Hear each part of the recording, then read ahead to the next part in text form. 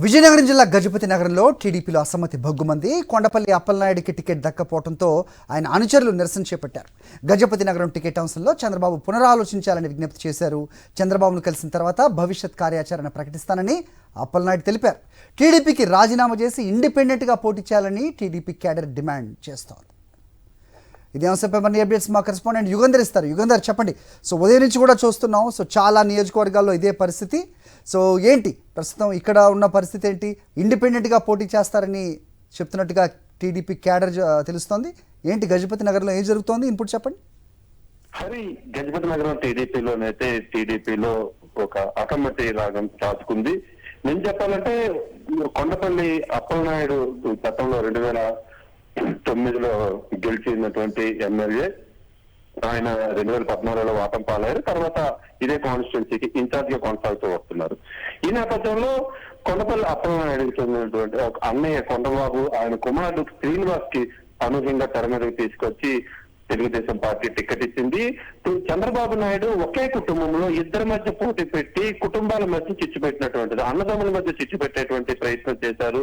ఈ నేపథ్యంలోనే గజపతి నగరంలో ఈ వివాదం రాజుకుంది.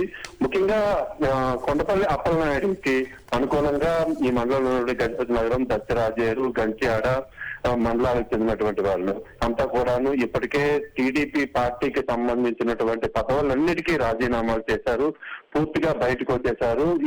ఒకవేళ శ్రీనివాస్ టికెట్ కొనసాగినట్టయితే ఎట్టి పరిస్థితుల్లో కూడా బూత్ కమిటీల్లో కూడా ఉందాం, పోల్ మేనేజ్మెంట్ లో పాల్గొని ఏజెంట్లుగా వెళ్ళము అని చెప్పి ఒక తీర్మానం చేశారు. చంద్రబాబు నాయుడికి వ్యతిరేకంగా గజపతి నగరం పట్టణంలో పెద్ద ర్యాలీ కూడా నిర్వహించారు. అనంతరం కొండపల్లి అప్పలనాయుడితో సమావేశమైనటువంటి క్యాడర్ అంతా కూడాను ఆయన ఇండిపెండెంట్ గా పోటీ చేయాలని ఒత్తిడి చేశారు. ఇప్పటికే చంద్రబాబు నాయుడు నుంచి కూడాను అప్పలనాయుడికి ఫోన్ వచ్చినప్పటికీ కూడా అప్పలనాయుడు స్పందించకుండా ఇక్కడే ఉండిపోయారు. టికెట్ విషయంలో మార్పు జరిగితేనే నేను చంద్రబాబుతో మాట్లాడతాను, లేదంటే తీవ్రమైనటువంటి పరిణామాలు ఉంటాయి, ఇండిపెండెంట్ గా కూడా పోటీ చేసే అవకాశాలను పరిశీలిస్తున్నానని కొండపల్లి అప్పలనాయుడు ఆ క్యాడర్ అంతా కూడా చెప్పడం జరిగింది. మొత్తం మీద చంద్రబాబు నిర్ణయాన్ని అయితే గజపతి నగరంలో తీవ్రంగా వ్యతిరేకిస్తున్నటువంటి పరిస్థితి అయితే మనకు కనిపిస్తుంది. రేపు కూడా కొనసాగేటువంటి ఆ పరిస్థితి అయితే కనిపిస్తుంది. చంద్రబాబు నిర్ణయంలో మార్పు వచ్చేదాకా ఇదే నిరసనలు తెలియజేస్తూనే ఉంటామని చెప్పి గజపతి నగరానికి చెందినటువంటి టీడీపీ కార్యకర్తలందరూ కూడాను ఒకే మాట మీద వెల్లడి చేస్తున్నటువంటి పరిస్థితి మనకు కనిపిస్తుంది. హరి.